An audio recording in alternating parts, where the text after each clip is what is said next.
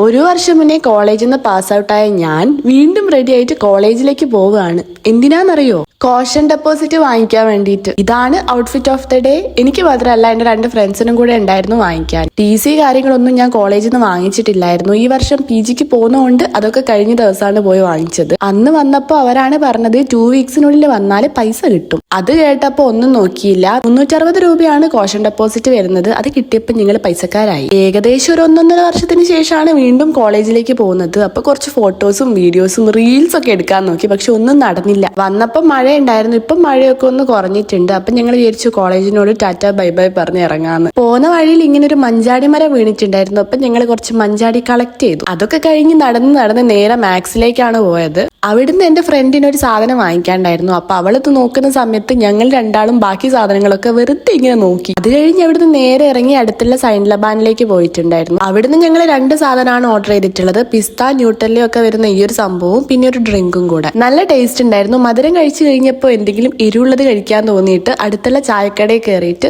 3 കടുക്ക നിറച്ചത്, ഒരു ചട്ടിപ്പത്തിരി, ഒരു പരിപ്പ് വട ഇതൊക്കെ കഴിച്ചു. ഇതൊക്കെ കോഷൻ ഡെപ്പോസിറ്റിൽ കിട്ടിയ പൈസ കൊണ്ടാണ്. അതൊക്കെ കഴിഞ്ഞ് തൊട്ടടുത്തായിട്ട് ഇങ്ങനൊരു സ്ഥലം ഉണ്ടായിരുന്നു. അവിടെ ഇരുന്ന് കുറച്ച് സംസാരിച്ചു. പിന്നെ ബസ് കയറിയിട്ട് വീട്ടിലേക്ക് പോയി. അങ്ങനെ ഒരു നല്ല ദിവസമായിരുന്നു ഇന്ന്. വീട്ടിലെത്തിയപ്പോൾ ഒരു കൊറിയറും കൂടെ ഉണ്ടായിരുന്നു.